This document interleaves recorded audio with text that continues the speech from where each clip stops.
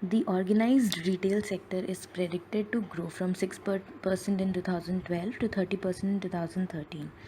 The retail industry witnessed a growth of 10.35% in sales and a growth of 5.86% in profit during 2012 and 13.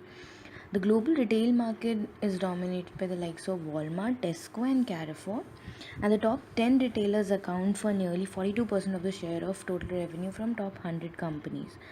Now, the benefits that an organization derive from adopting the sustainable practices are majorly the ability to attract new customers, improve shareholder value, increase profitability, ability to identify and manage reputational risks, better quality products and processes, and ability to attract best quality employees.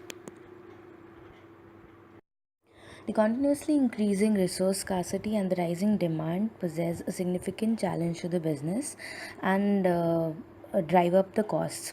These higher prices of goods and services threaten economic growth and the quality of life for many consumers. Now, the factors that drive action on sustainability are majorly the brand trust and reputation factor, revenue growth or cost reduction, personal motivation, consumer demand, employee engagement, or government regulations. Now, the impediments faced by retailers are: is sustainability cost effective? Will sustainability pay off in the near future? Will sustainability provide us a competitive advantage? Will consumers appreciate the sustainability efforts? And the sustainability value drivers are cost reduction, enhancing reputation, regulatory pressure, NGO pressure, media pressure, and risk mitigation. Listed here are the few best practices adopted in sustainability in the industries. The first is the energy conservation and emission reduction, wherein they aim to reduce the carbon dioxide and greenhouse gas emissions. The next is packaging, where only sustainable and biodegradable products are used as packaging materials. Waste reduction and recycling comes next, where they actually are cost efficient and also help to reduce the effluences from the industry.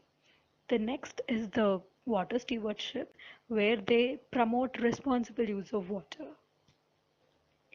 Green buildings are actually gaining popularity these days, where it refers to a structure and usage of processes that are environmentally responsible and resource efficient throughout a building's life cycle, from sitting to design, construction, operation, maintenance, and demolition.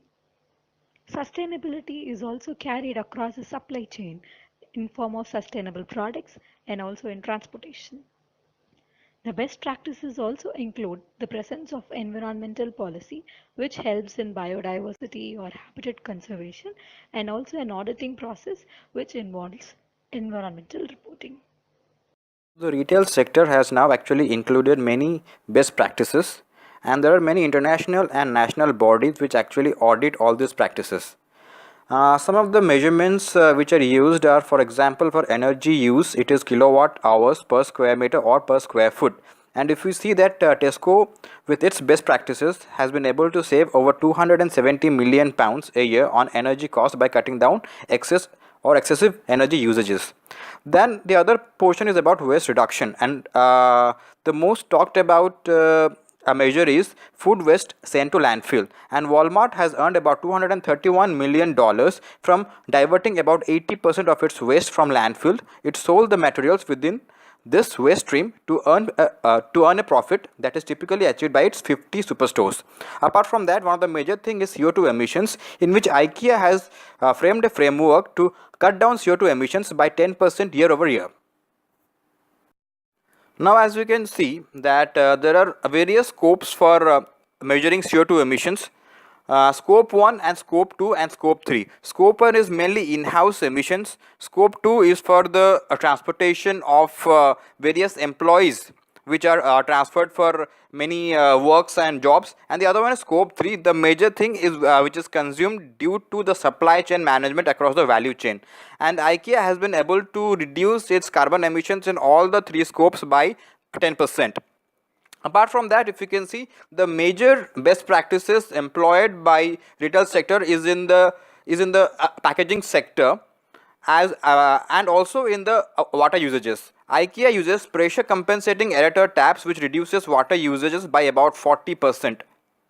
And also, if you see that by a survey, it's being looked up that 60% of the customers look at retailers to provide them sustainable products. So one of the best practices can be included in terms of developing products which are actually sustainable. For example, green products overall, and these are measured by food and non-food items, renewable materials, wood, fish, etc., in which they can come up with some innovative products which are sustainable in nature.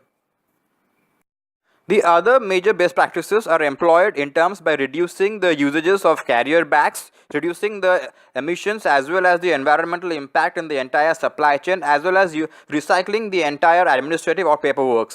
Marks and Spencer has started charging 5 paisa for food carrier bags since 2008, and because of this they have reduced the usages of carrier bags by almost 78%.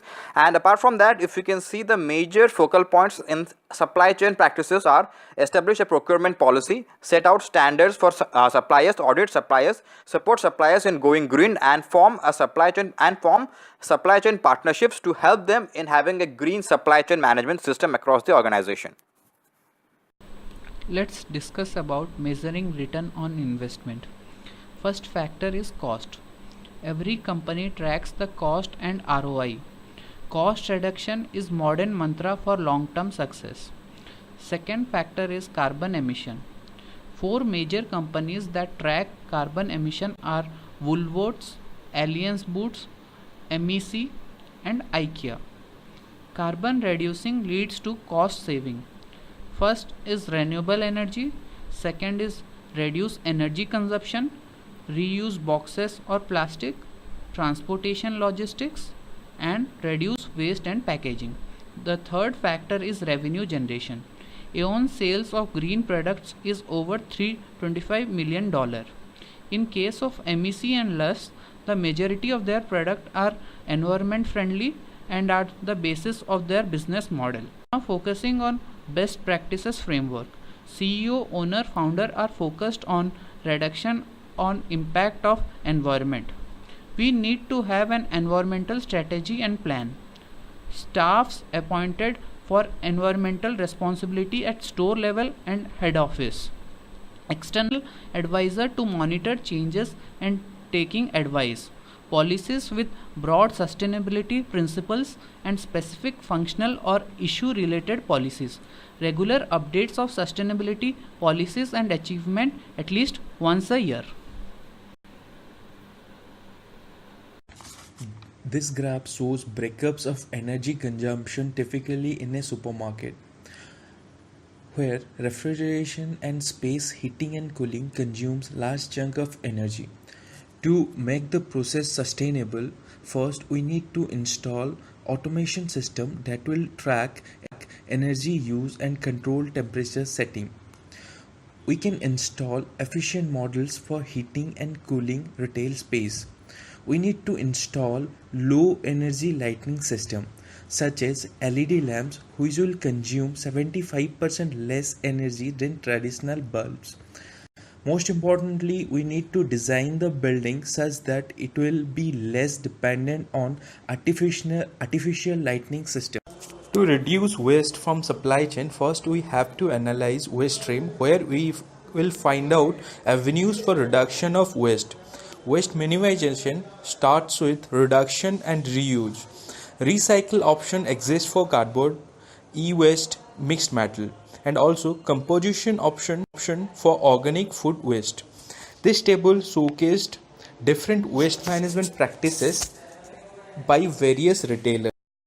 Land use and development. Consider sustainability criteria in the design and construction phase itself.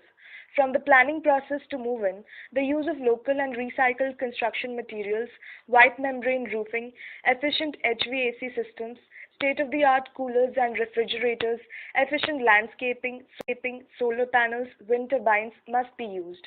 Increased prevalence of LEED, that is Leadership in Energy and Environmental Design Building Standards. Stormwater retention ponds and efficient irrigation. Employee engagement. Senior executive councils composed of senior leadership that cuts across functional areas increase the credibility of sustainability programs and provide channels for input and feedback from employees.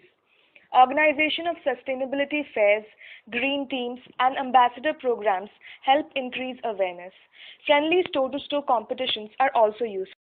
Recommendations: identify the best environmental practices of leading shopping center developers around the world to assist the retail industry to adopt sustainable practices.